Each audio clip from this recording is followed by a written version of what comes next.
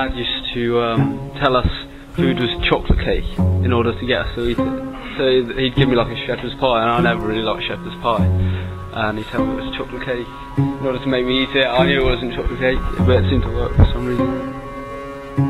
We moved house a lot when I was a kid, and I remember this one house that we had this huge garden, and I was playing with my sisters and my friends in the garden. There were 4 of us in the square, and we found this old pole in the far end of the garden, and we were throwing it to each other like a javelin and playing this silly game. And my friend threw it to my sister, and she missed it, and she put her face in her hands, and all she was laughing, so we started to laugh. And then she moved her hands away from her face, and her face was covered in blood. And we ran up to her, and we found out that the pole had sliced her earlobe almost completely off her head. It was hanging from the top of her ear by a tiny piece of skin. And I got such a fright. I was so worried about getting in trouble from my mom. I tried to hide her away in my room. I told her not to tell anyone. Θυμάμαι το παλιό μας σπίτι στο Τσασκό, σε κίτρινα κάγκελα, και είχαμε ένα μπλε αυτοκίνητο, ένα φορτηγάκι. Ξέρω γιατί το πρώτο μου, νομίζω για να μεταφέρει λάδια.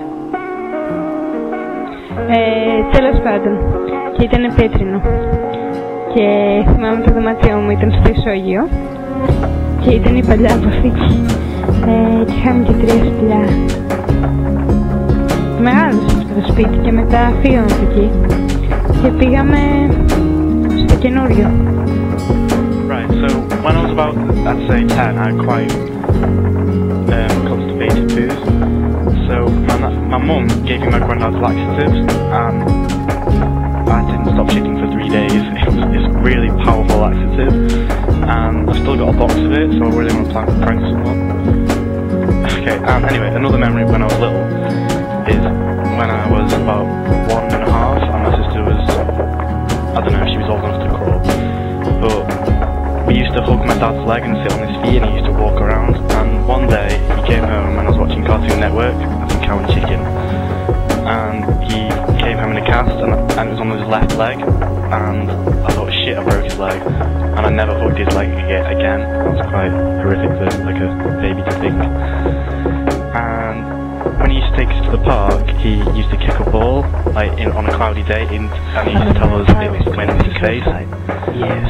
And it took us years to figure it out, but no, it was just a cloudy day.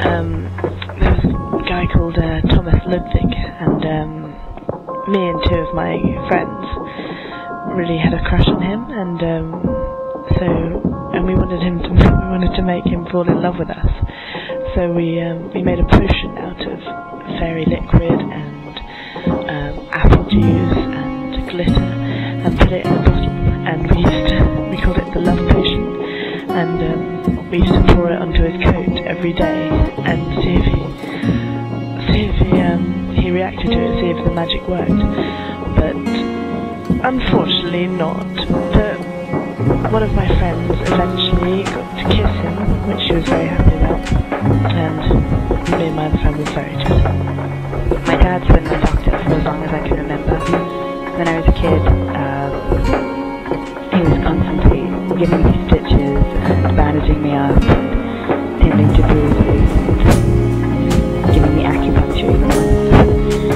And it made me feel so fearless and so brave whenever I was around him, because I could act like a fool, and I could jump off rooftops, and I could behave really stupidly, because I knew that even if I did hurt myself, he would always be there to fix me. And then I came here, and I haven't seen a doctor since. Þegar ég var svona 5 ára, cirka, þá trúði ég því rosalega mikið að ég væri prinsessa. En systir mín var alltaf að reyna að draga mig niður á jörðina og spurði mig hvort að mamma væri þá drottning, og ég sagði nei. Hvort að pabbi minn væri þá kongur, og ég sagði nei. Og hvort að hún væri kannski prinsessa líka, og ég sagði nei. Það var bara ég sem var prinsessa, af því ég var með blátt blóð og síndinni bláa æðarnar á höndina mér. Birthdays as a kid were always incredibly exciting in my household.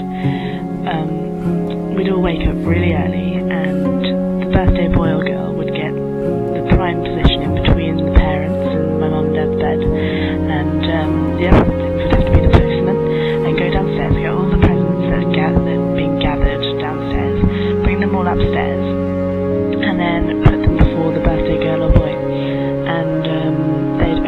one by one, and then my mum would be writing down all of the things to put in the thank you letters, and it was such a lovely time because we'd all be gathered around like talking, and it was just, it felt so close. It felt like we were all